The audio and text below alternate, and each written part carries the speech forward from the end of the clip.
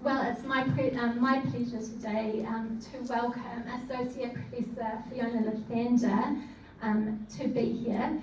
I met Fiona up in Auckland at the Parkinson's NZ conference, and there was some really awesome presentations around diet and nutrition, and immediately I was like, oh, we need Fiona to come to Christchurch, because I think that one of the things that we have with MS and Parkinson's Canterbury now is we have very much our health and wellbeing focus, and nutrition is such an important cornerstone of that. And we often have a lot of questions that are unanswered, and there's a lot of mystery around it. There's a lot of publicity and a lot of Google searches to be done. So I just thought, my gosh, let's see if we can get an expert to come and speak to us. So we're so thrilled to have you here. Thank you very much. So today, just to formally introduce Fiona, she is a dietitian and a nutrition scientist at the Liggins University of Auckland. She has 25 years experience in nutrition research and examines the impact of nutrients, foods and dietary patterns on health and well-being. So today, what she's going to be talking to us about is, it's going to be quite a practical session. So the idea is that when we discussed it, we wanted you all really to go home with something that was a little bit usable, not sort of a really academic approach, although there will be some deeper understanding, which is really also what you want to know about, but just something that you can kind of like go, yes, that's something that I can perhaps embrace in my own life. So she will be presenting to us. Sorry, I'm just practicing with the microphone. So she will be presenting to us, examining the impacts of foods and dietary patterns on the management of Parkinson's. She will also provide top tips on changes to your eating and drinking that may help you manage your symptoms. And it's going to be quite a practical session, so there will be some time for questions afterwards. We do want it to be quite interactive. So the title of Fiona's talk today is From Plate to Brain. Welcome.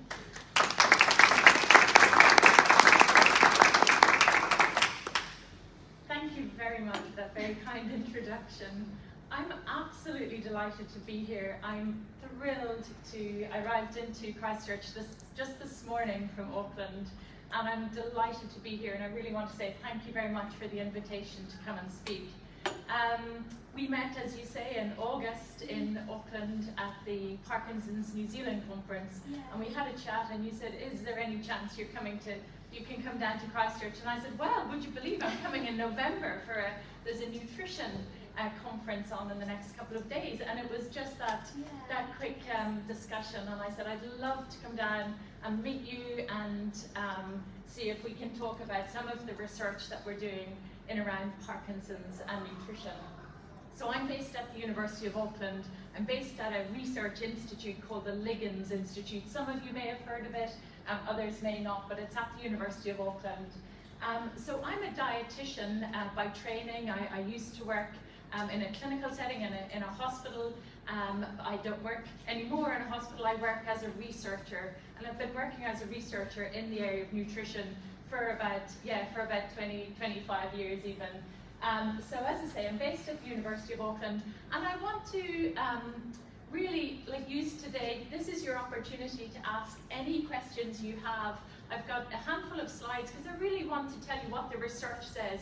Because as has been mentioned a moment ago, there's a lot of misinformation out there, and I know you're probably thinking, where do I go for the correct information?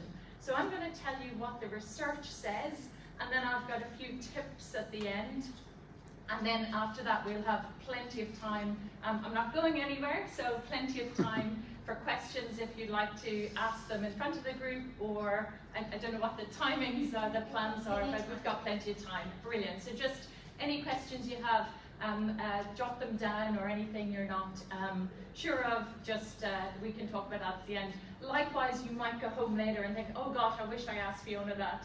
And Kirsten has my contact details, so I'm very happy to give you my contact details, my email address, no problem whatsoever. So I want to start with some hope. Researchers like me, we do research and then we publish these academic papers. In the last 20 years, there's been a huge increase in the amount of research going on in the area of nutrition and Parkinson's.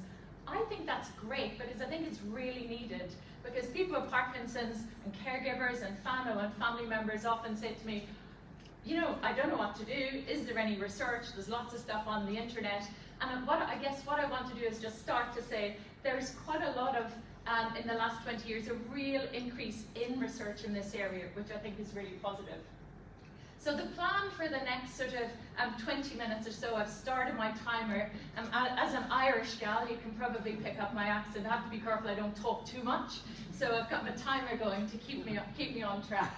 So what we're going to do is we're going to talk about 3 different things. We're going to have a look at what does the research tell us about the Mediterranean diet, what does the research tell us about the ketogenic diet, and what does the research tell us about another dietary pattern called the protein redistribution diet, and I'll explain about that in a moment. Simply because many people say, oh, I've heard about the Mediterranean diet, I've heard about the ketogenic diet, are they any good, should I follow them, or what have you? And I really want to talk about the research that's looked at the effect of those 3 different dietary patterns in Parkinson's specifically. But when we talk about research, we need to look at the effect of something on something. So I'm going to talk about the research that surrounds the effect of those 3 dietary patterns on these things on the right-hand side of my slide. So the first thing is that you've probably heard about the gut microbiome, which is essentially all the bugs that live in our gut. And I'll talk about it in a bit more detail in a moment. But the gut microbiome has become really quite topical in the last sort of 10 years. It's always been there. We've always had bugs living in our gut, but we've had a really increase in the sort of technology that we can use to measure the composition and the function and really what these bugs in the gut are doing. So I'm going to tell you about the effect of those dietary patterns on the bugs that live in our gut and what does the research say.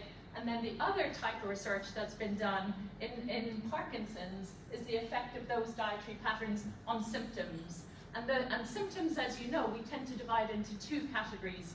Sort of motor symptoms, so those associated with movement, so tremor and movement, slowness of movement, and then non-motor symptoms. So there's been research on non-motor symptoms and specifically related to the gastrointestinal tract, so constipation, some related to the brain with respect to cognition. So that's the plan for today, if you bear with me, and I'll talk you through what the research currently says around the effect of those things on these things. So, just as an aside, what is the gut microbiome? Essentially, it's the bugs that live in our gut. And they're a group of microorganisms that live, as I say, in the gut or in the digestive tract. And they play a really key role in keeping us healthy. As I say, they've always been there, but we've got more and more research now because there's sort of advances in technologies to help us measure not only how many they are, what type they are, and what functions they have, but they act as real gatekeepers. So they protect our gut. They work with the immune system to keep out lots of harmful substances. So you can see on my picture on the left-hand side, as I say, it's just a group of bugs. And they're constantly working to maintain health in all of us. So the bugs that live in our gut, with people can be sort of, if everybody in this room, we measured all the bugs in your gut, you know, some people would have more of a healthy gut microbiome. The composition and the type of bugs in there would be sort of more healthy. It's kind of a, you know, a spectrum, a sort of a scoring system. And some people their bugs in the gut would be less healthy. So lots of people in different research studies have their gut microbiome measured, usually by collection of a poo sample. So that's what we researchers do. We collect poo samples from people and we can analyze the bugs in the poo sample. That gives us an indication of what the bugs are in your gut. So my question to you, and I guess something that you might have come across, is the gut microbiome altered in Parkinson's? So what in people with Parkinson's, is it altered, is it changed? And the answer is yes. So there's more of the bad bacteria and less of the good bacteria. So this particular piece of research, what these researchers did is they took about 10 different studies that had measured the microbiome, or the bugs in the gut of people with Parkinson's across the world, put it all together, and essentially the conclusion is that yes, the bugs in the gut of people with Parkinson's seem to be altered, and that might be what leads to some of the sort of issues with the gastrointestinal tract that many people with Parkinson's have. So things like feeling of fullness, constipation, those kind of things, maybe some of those kind of gastrointestinal symptoms that may be familiar to you. It may be because the bugs in the gut are altered in Parkinson's. What influences them? All sorts of things. And I tend to like to divide them into things we can control and things we can do nothing about. We can't do anything about our genetics, forget it. But the things on the left-hand side show, sort of list the different factors that can influence the bugs in our gut. Things like the medications we take can affect the function and the composition of all those bugs. How physically active we are. And I know there's lots of research. I'm not a physical activity expert by any means, but I work with some brilliant physical activity experts, and they tell me there's a lot of research to show that physical activity is really important for people with Parkinson's. I think, if I'm right, earlier this afternoon there were some classes, physical activity classes on. That itself can change the composition of bugs in the gut. Diet, so what we eat, can have an effect. Comorbidity, so other conditions we might have, whether it's, I don't know, the most common conditions people in New Zealand have, heart disease or diabetes, or, you know, whether it's something like that, our age and how frail we are. Those are the sorts of things that can actually impact the composition of bugs in there. Our immune status, our gender, our genetics, where we live, and a bunch of unknown factors as well. As I say, this research is quite new. And finally, with respect to the gut microbiome, there is a relationship between what you eat and your gut microbiome. So this study was just published earlier this year, and 85 people with Parkinson's were recruited, and they were asked quite detailed questions using a really good questionnaire to measure people's eating and drinking. And the conclusion was that a healthier diet, and I'll come back to what a healthier diet looks like, I'll come back at that at the end when I talk about top tips. A healthier diet does increase the abundance of the good bacteria and decreases the abundance of the sort of pro-inflammatory bacteria in Parkinson's. So a healthy diet may support a more healthy gut microbiome. So again, that's something I think that's a useful takeaway from today. Okay, so hopefully that's given you a sense of what gut microbiome is. I just wanted to make sure we were all on the same page, because it gets banded around and it's on the internet, and wanted to make sure we're all familiar with what it is. Okay, so the next thing I'm going to do is talk about what the research says with respect to the effect of the Mediterranean diet on these sorts of things. So just to bring everyone up to speed, what the Mediterranean diet is, it's essentially lots of fruit and vegetables, some seafood, seeds, nuts, some olive oil. What else have I missed in the picture? Some dairy, some meat, seeds, nuts, legumes, pulses, chickpeas, those kind of things. All of these foods are available in New Zealand. Not only are they in the supermarket, but all of these foods are grown and almost all of them produced in New Zealand at a really high quality. And I always think we don't need to live in the Med to eat this way. This is a sort of a dietary pattern that we don't need to live on the southern shores of Greece or somewhere to eat in this way. So why is the Mediterranean diet really deemed to be healthy? Well, there's lots of nutrients in the fruit and veg and whole grains. Did I mention whole grains? That might have been the one I forgot. Lots of nutrients that are known to decrease inflammation. Within a piece of salmon, you've probably heard of the sort of good fish oil, so the omega-3 fish oils tend to be neuroprotective. So what does the research say about the Mediterranean diet and Parkinson's? So would you believe there's been only two across the world clinical trials that have kind of 2.5. I'll tell you about the half in a second, but two good quality clinical trials that have been carried out, where they recruited a group of both of the trials. One was undertaken in Florida, and the other was undertaken, I think, in Iran. And they took each individual trial, recruited a group of people with Parkinson's, and asked them to follow, put people into one of two groups, which is the way you run these sorts of trials. One group asked to follow a Mediterranean-style dietary pattern, so eat these kind of foods, and the other group just continue on as normal. So that's how we run a randomized controlled trial. And those trials looked at the effect of a Mediterranean dietary pattern over a case of sort of 8 or 10 or 12 weeks on cognition and gastrointestinal health. And they saw some interesting things. They saw there were slight improvements under cognition, things like language skills and executive function, the ability to sort of think more clearly, and gastrointestinal health. So they saw some improvements in gut motility and constipation, but that's only 2 trials. So in my view, we need more research in people with Parkinson's around the Mediterranean diet. The HAFA trial, I said there's 2.5 trials. The HAFA trial was another one that the group in Florida ran, but they didn't have a control group, so they just had one group of people with Parkinson's, and they all followed the Mediterranean diet. There's only 8 people in that trial, so there was no control group. As I say, it's really important in these trials we have one group on the Mediterranean diet and one following their usual things, so you can compare one group to the other. But essentially, with respect to the Mediterranean diet, there's not enough research just yet to show that the Mediterranean dietary pattern does positively impact people with Parkinson's. We know there's lots of data around Mediterranean diet and heart health and diabetes, but specifically Parkinson's, that's where we're at. The next one I want to talk about is the ketogenic diet. And you may have come across the ketogenic diet. Essentially, it's following a high-fat, low-carbohydrate approach. And by following a high-fat, low-carbohydrate approach, it forces the body to produce these things called ketones. You might have heard of them. And the body uses those as its source of energy.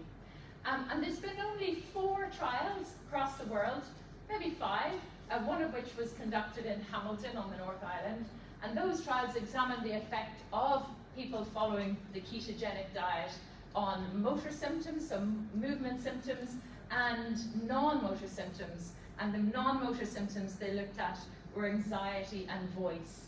And so again, we don't have enough evidence to suggest those trials were really small. They were testing feasibility and acceptability and safety.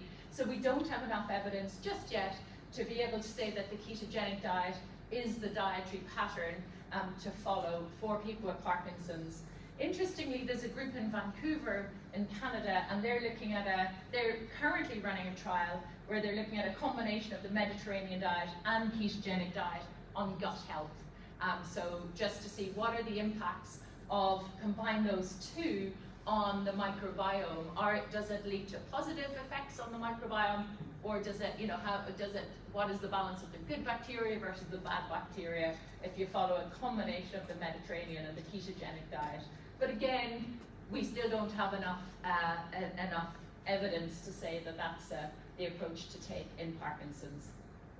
And the third one I want to talk about, because again, it may have been something that's come up on your radar. It's around it's called a protein redistribution diet. So let me describe that a little bit better. So it's around the timing of the protein containing foods that you consume. So protein is found in foods like dairy foods, meat, fish, poultry, eggs, nuts, those kind of foods. They're the foods that contain protein that many of us we eat in New Zealand and so we share this part of our daily intake. We all need to consume some protein.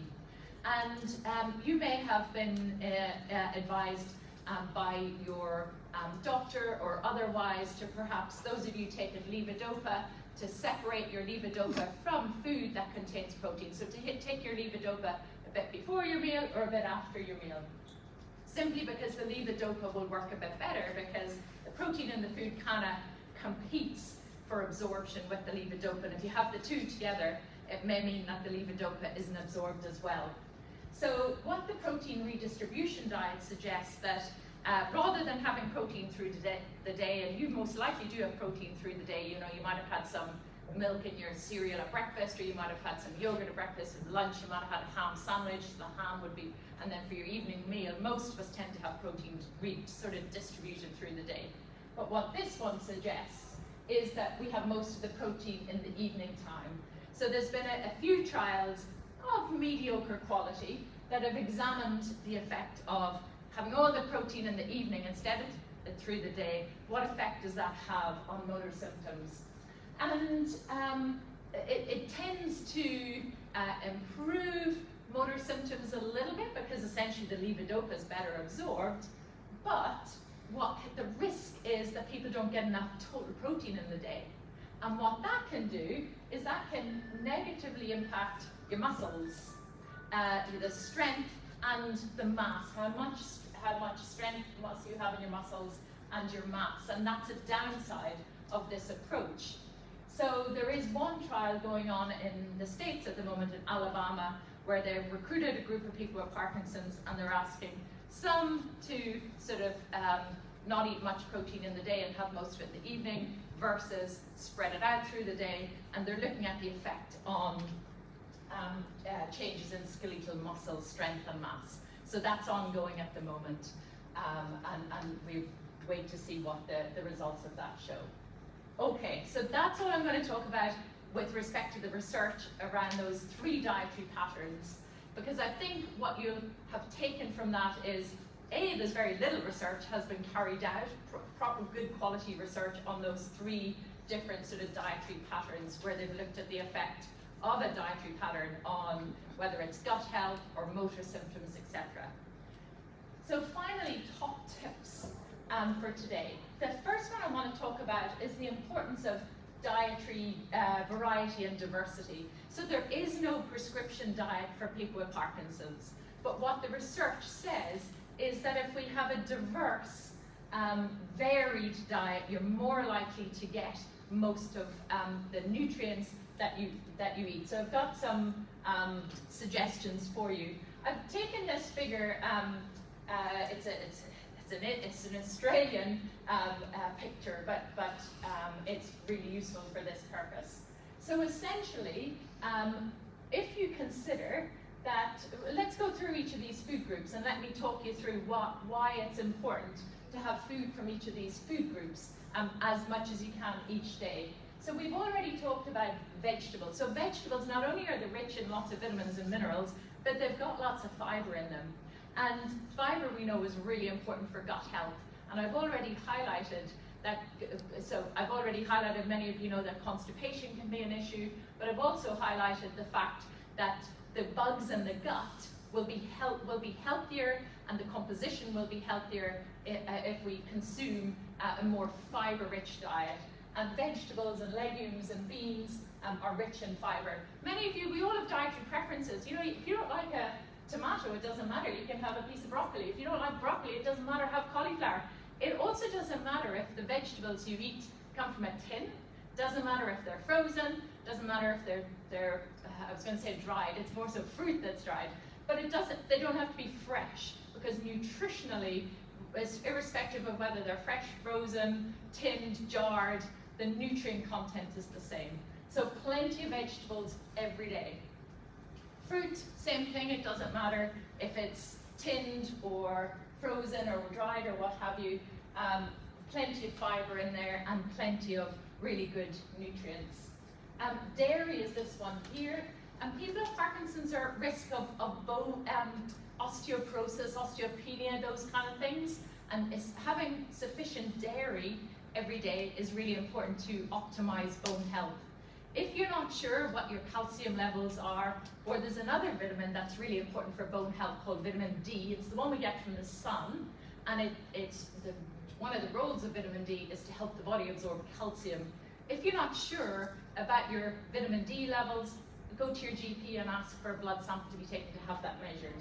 But milk, yogurt, cheese, or alternatives, some people choose to have alternatives, important to have every day. So all of this leads to that diverse, varied diet.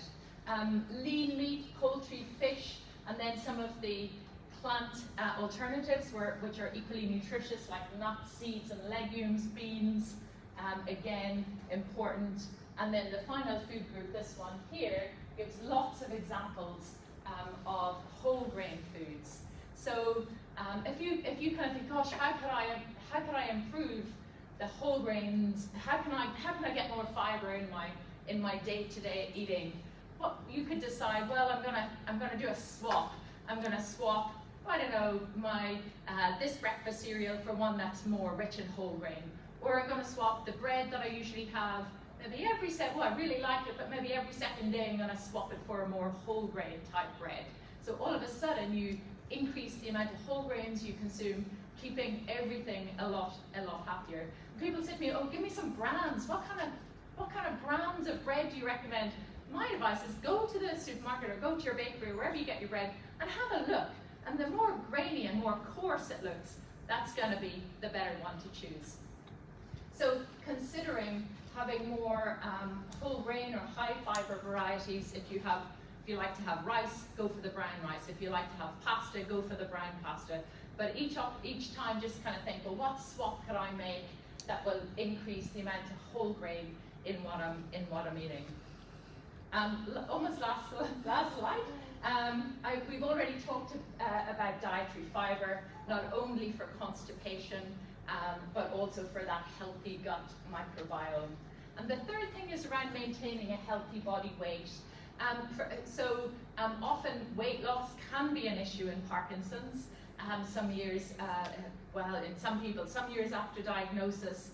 If you notice, you might not have a scales at home, which is fine. You might notice your trousers or your skirt becoming a little looser, or your jewelry becoming a little looser. So just keep an eye. If you do notice yourself losing weight, say that to your doctor or your GP or your nurse.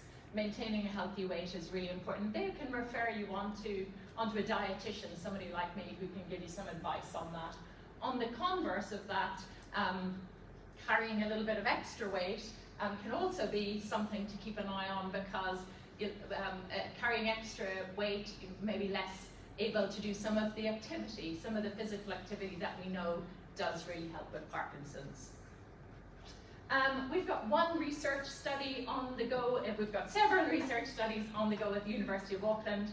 But if you would like to take part in this one, I printed out some printouts, and they're sitting in my hotel. I forgot to put them in my bag. But we're running a study where we would like to ask across New Zealand about between 500 and 600 people with Parkinson's to fill out a survey. It takes about 20 minutes. And it's asking about your eating habits, your thoughts about nutrition in Parkinson's, any dietary support you receive.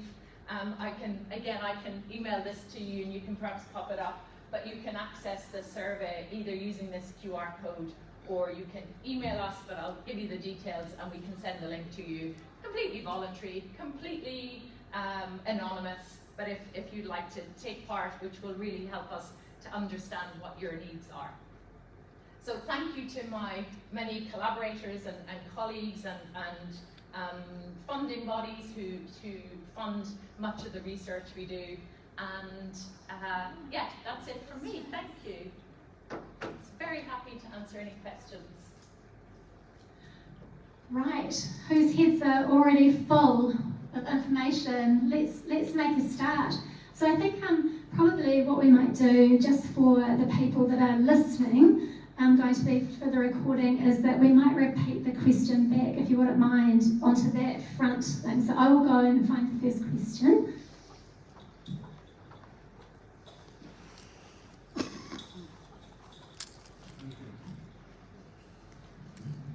Could you define what is a healthy diet? Absolutely. I'm going to go back to this slide. So a healthy diet is having foods from these food groups every day. So plenty of fruit and vegetables, some dairy foods, some foods that have got protein in them, whether it's plant or animal protein, and some whole grain foods. That's having foods from those different food groups every day is what's defined as a healthy diet. Oh, and I forgot to answer. I forgot to repeat the question. Hopefully that's clear enough. Sorry about that. I'd just like to ask, is there a recommended level of protein that people should have every day? And as we age, are we supposed to have more protein? So the question is there a recommended level of protein we should have every day? And as we age, should we have more protein? So yes, there is a recommended level of protein that is needed every day. And yes, that level does increase as we age, simply because as we age, our muscles become a little, we probably all notice as we age, our muscles begin to decrease both in strength and mass. The amount of protein you need every day is based on your weight, so it's a certain number of grams for every kilo you weigh. But what I would do, rather than me getting into the nitty-gritty, is to highlight the foods here that are rich in protein, and for you then to consider, am I making sure, and I'll give you some suggestions of some swaps in a second, that I'm getting protein foods every day. So am I having some dairy foods every day? And the way that you could integrate dairy into your day is at breakfast time, having some, if you have breakfast cereal or if you have porridge, have it with milk, or make your porridge with milk rather than water. Have some yogurt for breakfast. You could decide to have, I don't know, some frozen berries or some tinned peaches with a blob of yogurt on top. So you've got some fruit and you've got some yogurt, so there's protein there. Lunchtime, again, considering if you have your lunch, have a glass of milk with it perhaps. And then the other foods that are rich in protein, as we know, are things like meat, poultry, fish, eggs, beans on toast. I always think is a really nutritious lunch to have plenty of protein in the beans.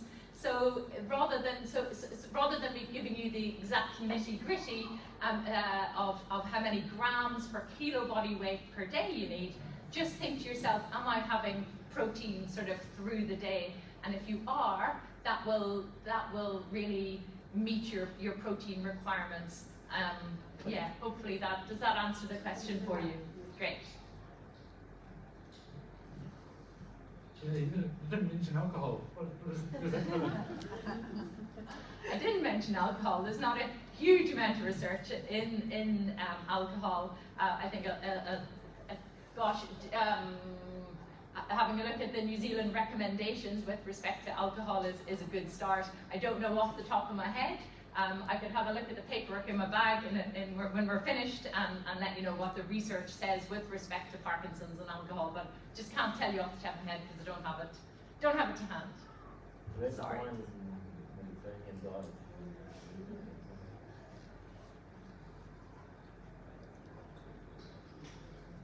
I understand that as you get further into Parkinson's, the length of time, that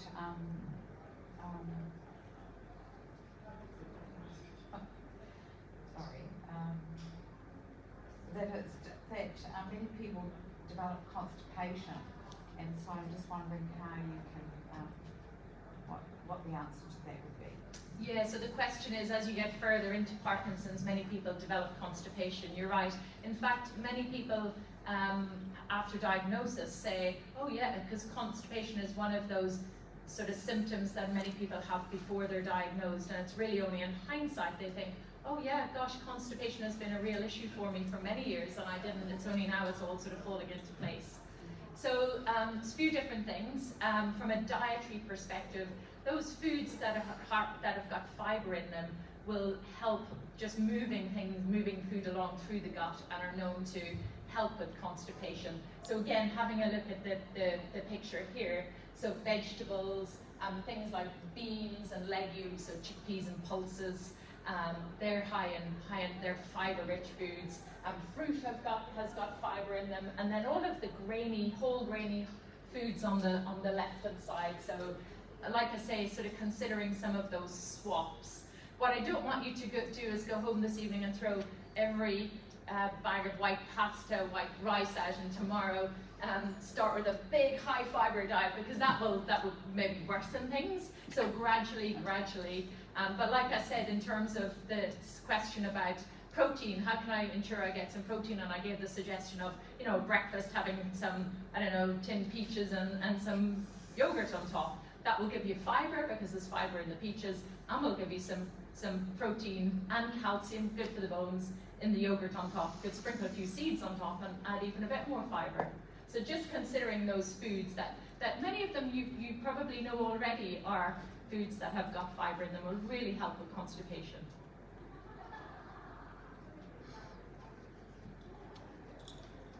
The dreaded question of sugar, because you're saying tinned fruit, that has sugar in, bread has sugar in it. What is the story with sugar? Really good question. So what is the story with sugar?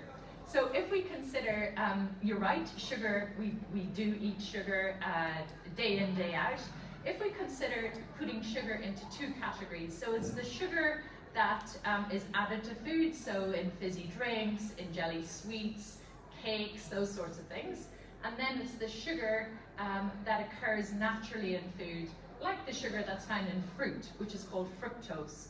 I guess the difference between those is in fruit, you get lots of other good stuff. So yes, you get the sugar, but you get fibre and you get lots of vitamins and minerals, whereas in these sorts of foods, you don't. So the body does have a need for sugar.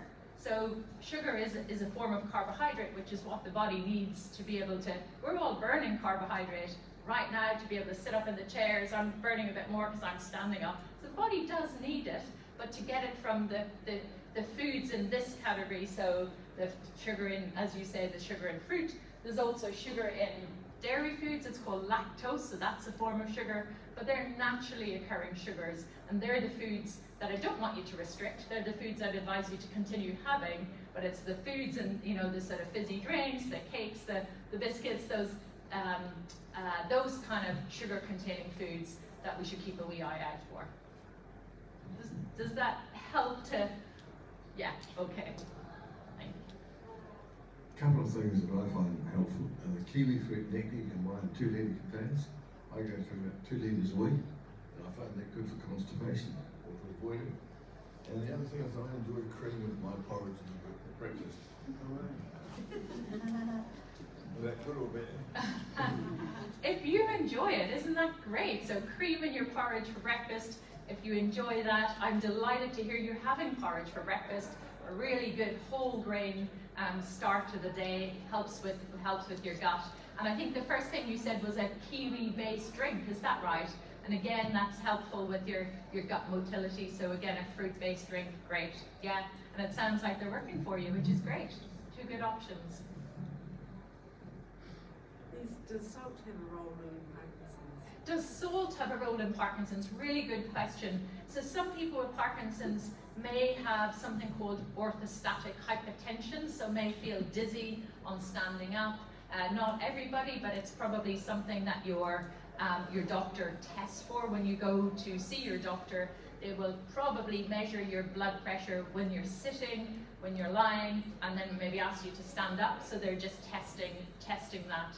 So ordinarily, you don't need to add extra salt to your diet, but if your doctor has noticed that blood pressure is an issue for you, then they would most likely recommend perhaps that you have a little bit more salt, or they may refer you to a dietitian, someone like me, to talk through the options.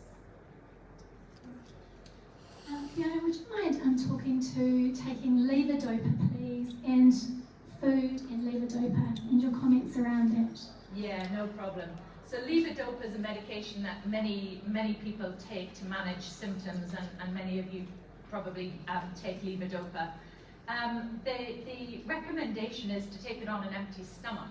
It doesn't suit everybody because it can cause some people to feel a little bit nauseous, and I can see a few people nodding, but the recommendation is to take it on an empty stomach if you can, because if you combine it with food, there's sort of a competition between the protein in that food and the levodopa for absorption. And sometimes the protein in the food wins, and not as much levodopa gets absorbed, not only in the stomach area or further down in the intestine is where the levodopa is absorbed, but also getting into the brain. And we need the levodopa to get across the blood-brain barrier for it to be effective. So combining it with food is not recommended simply because of that competition for absorption between the protein in the food and the levodopa.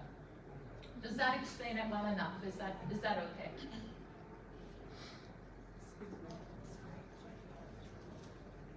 What if you have, say, half a kiwi fruit in the morning before you have your medication? Is that So the question is, what about half a kiwi fruit in the morning before you have? Yeah. So really good suggestion. I'm delighted to hear a suggestion of fruit. Brilliant. And if you would like to have half a kiwi fruit, even have the whole kiwi fruit.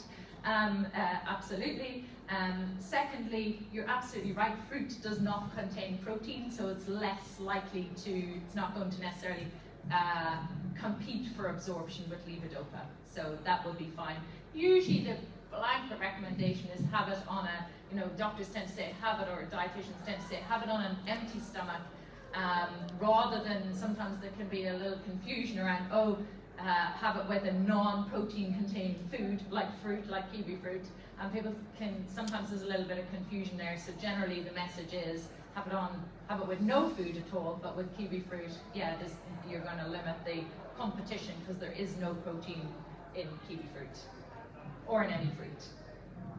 Could you define for me, please, a healthy body weight? Could I define a healthy body weight? Really good question. We use something in New Zealand called body mass index, BMI, which is the ratio between weight and height. All it is tells us about the sort of, as I say, the ratio between weight and height. It doesn't tell us anything about how much muscle mass somebody has, how much fat mass somebody has, how much water they have in there. So it doesn't tell us anything about the composition of the body. So it's a really crude index. It's body mass index. It's a crude index. It's used nonetheless. It's used by the Department of Health, etc., to sort of characterize people into sort of underweight, healthy weight, and overweight. And as I say, people are characterized or grouped into these groups, but there is some suggestion among scientists that as we get older, so a healthy weight is deemed to be a body mass index between 18.5 and 25. That's, if you look it up, body mass index, that's what it'll tell you.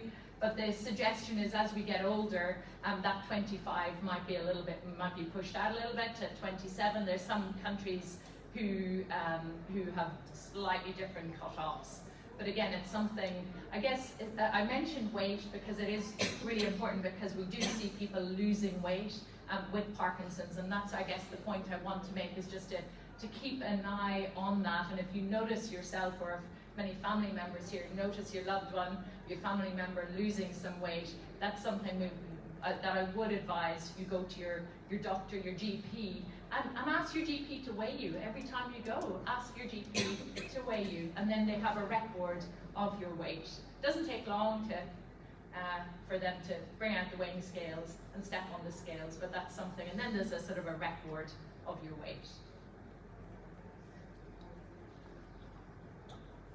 I can just ask loudly if you want. Fiona, do you have any comment on portion size?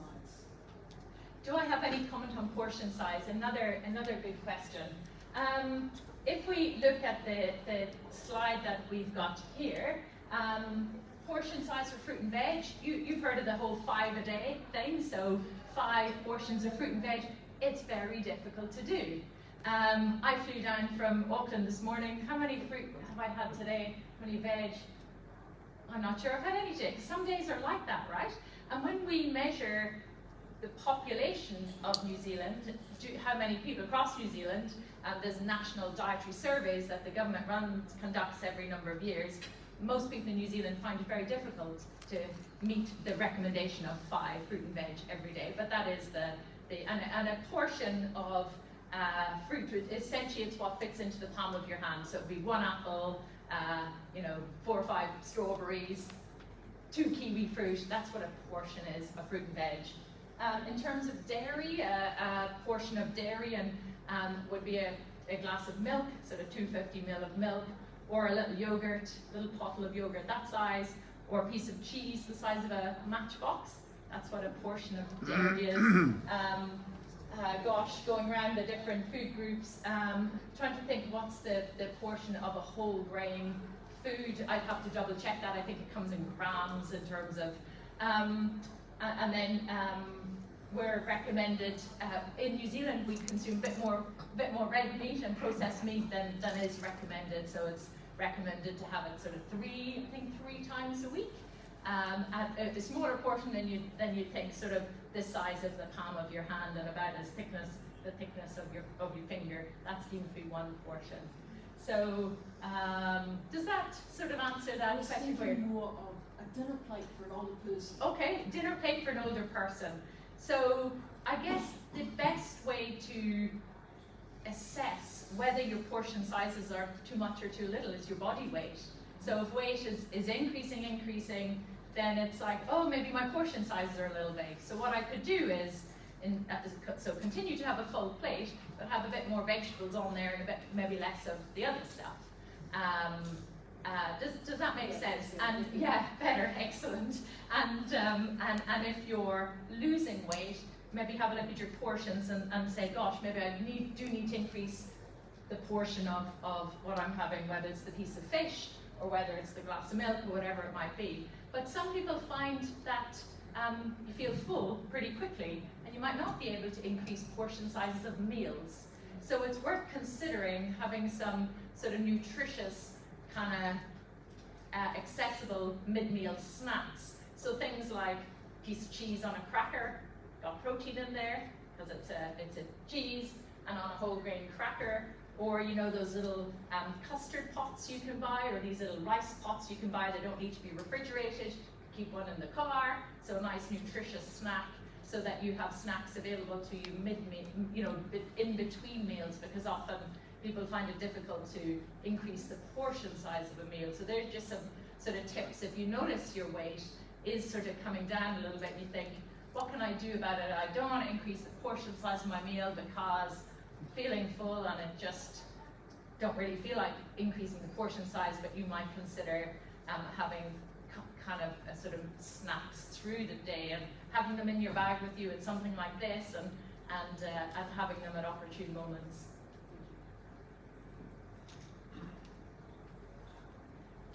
I'm so impressed with this engagement. You have folk have brilliant questions. Is coffee particularly good? Coffee's good, yeah. And one tip would be go for milky coffee, because again, what have you got in milk? You've got calcium for your bones, protein for your muscles. So go for the milky coffee rather than the one if it suits your taste buds. And how much water should we be drinking? Oh gosh, there's always that whole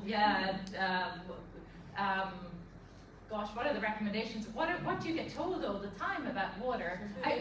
2 liters. I also that includes all fluid.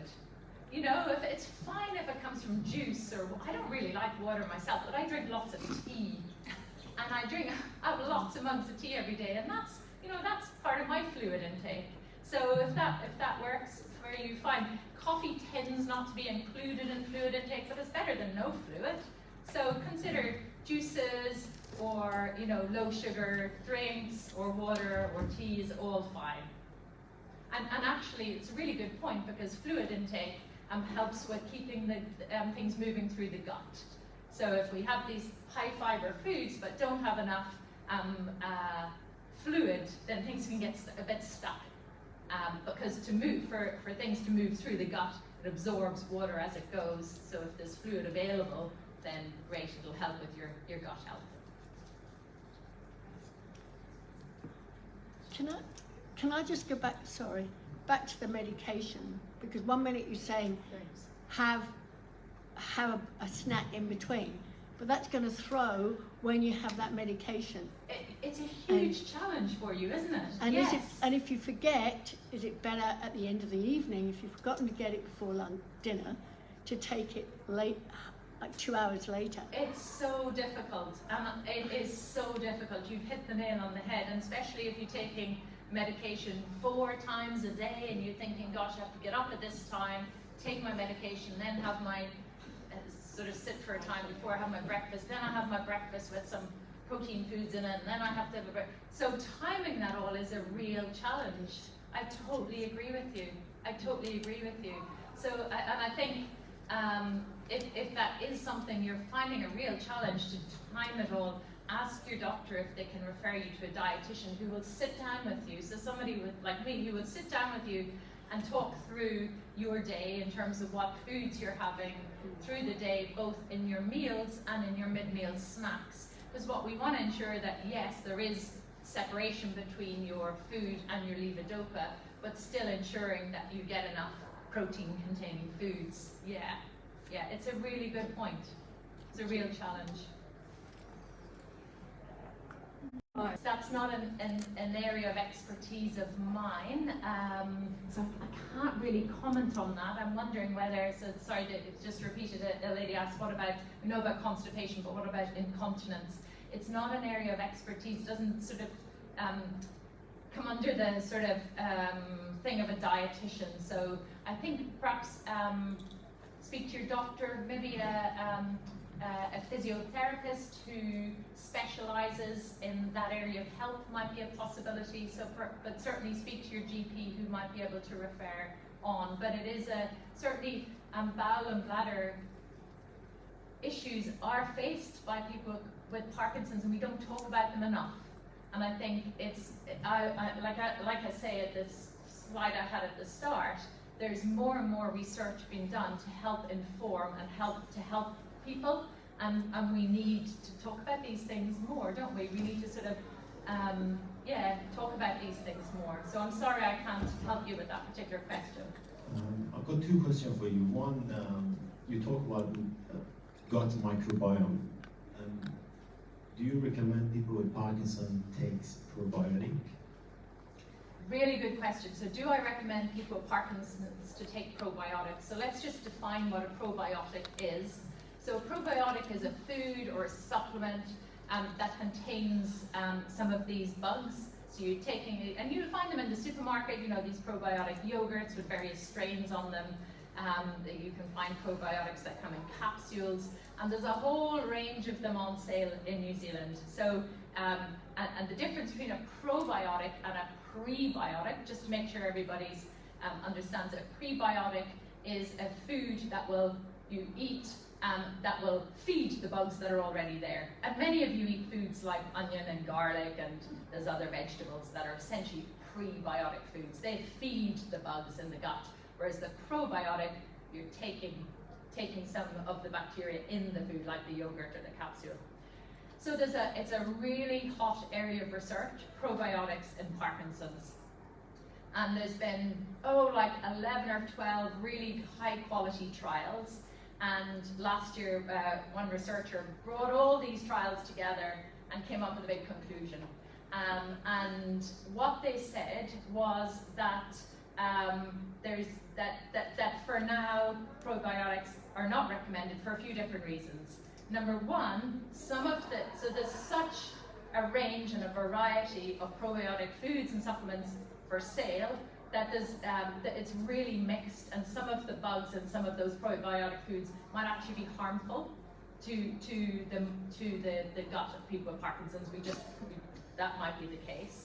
And all of the trials that have been carried out had such heterogeneity, were so mixed in terms of the duration. So some of them had people taking the probiotics for 8 weeks, some of the trials had people taking the probiotics for 10 weeks and 12 weeks, but we don't have any long-term, we don't know what the long-term impacts are.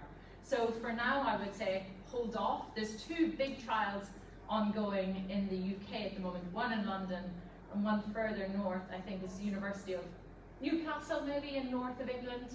And they're testing and you might have seen this because it's funded by Parkinson's UK, I think. It's called Simprove, and those trials are ongoing at the moment. We don't have the results just yet, but I would say hold off because we just don't have enough research to say that they're safe, and we don't have enough research to say that they don't interact in a bad way with some of the medications that you're taking. So I would say hold off for that reason. I guess be better off eating prebiotic food like Mediterranean diet or mind diet. No. I would suggest we don't have enough research yet around the Mediterranean diet or the mind diet, which for people who are not familiar with the mind diet, it's a bit like the Mediterranean diet but with lots of leafy vegetables and extra berries. We don't have enough research available just yet to say that the Mediterranean diet does positively impact symptoms in Parkinson's. Remember I had mentioned we've only 2 decent trials, and they don't. That's not conclusive enough just yet. So instead of the probiotics, I would say they are not prebiotic? Fruit and lots of fruit and vegetables. Yeah.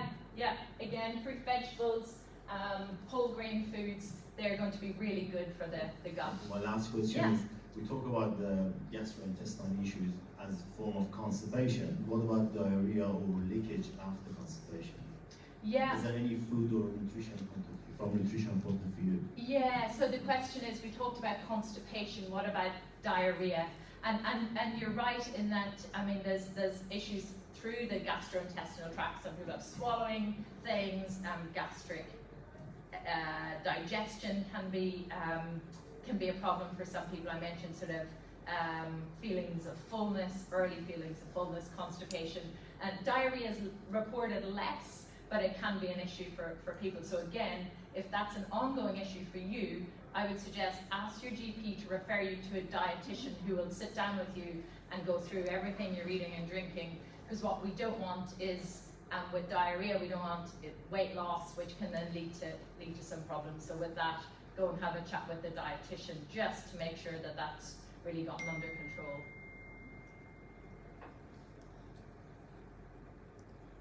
You have a drink. I have a sister in the UK, and she keeps me up to date with everything she reads in the media or sees on TV or whatever. And they are doing some experimenting with levodopa pumps installed inside the body, so it keeps the level of levodopa at the right level of fluctuations that you get with taking the medication. Have you heard any follow up on that, or have you heard much of it? Yeah, really good question. So this gentleman's just asking about, do I know much about levodopa pumps? So your sister's based in the UK, and she keeps you well up to date on the different, I guess, activities in the UK. Because I'm not a medical doctor, I don't know a lot. I know some about the medications and how they interact with our nutritional health, but I don't have an update from you on the levodopa pumps, I'm afraid. But the Parkinson's UK website is really useful. They've lots of useful evidence-based, research-based information on there.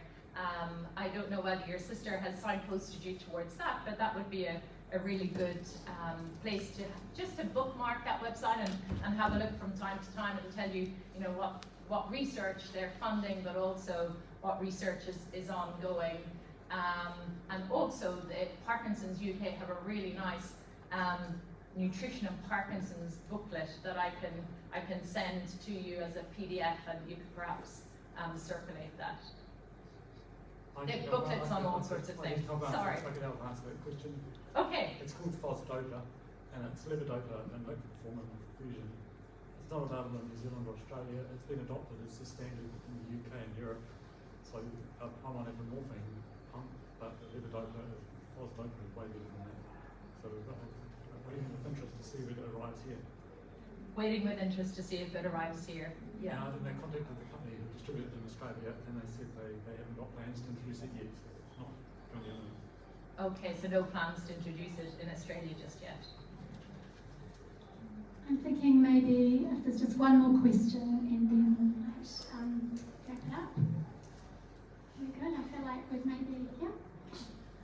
Some of us, as we've got older, have been told to avoid chewing nuts and things. This is diverticulitis and all those sorts of little things. So would you suggest that we do a NutriBullet full of those sort of things and have them during the day, or? So the question is, should we avoid nuts because maybe increased risk of gut issues like diverticulitis? I don't know much about diverticulitis. It's not an area I specialise in. But if you choose not to have nuts, there's plenty of other plant sources of protein like chickpeas or what are they called? Lentils that you could, you can put. A lot of people, if they're making, I don't know, a spaghetti bolognese or something, put some lentils in, and you barely notice that there. So if you want to ensure that you're still getting enough protein and not getting your protein necessarily from nuts, you could use other sources of protein, and there's plenty of plant-based sources that you could choose. Thank you. That's okay. Well, it's just been a really wonderful session, and I would just like to extend our sincere thank you for fitting us into your schedule. We've got a busy few days ahead, and we're just really super grateful. I think that it's just been a really wonderful combination of really hearing about what is happening in the research world, like what is at the cutting edge of research, but also just such a practical hour that we've just had. And I'd just like to thank all of you as well for just being really super interactive, and it's always really good when no one sits and has no questions. It's helpful for us. So we're really, really grateful that you've just really got involved today. And I hope that it's been really super valuable. So thank you, Fiona, for putting us in.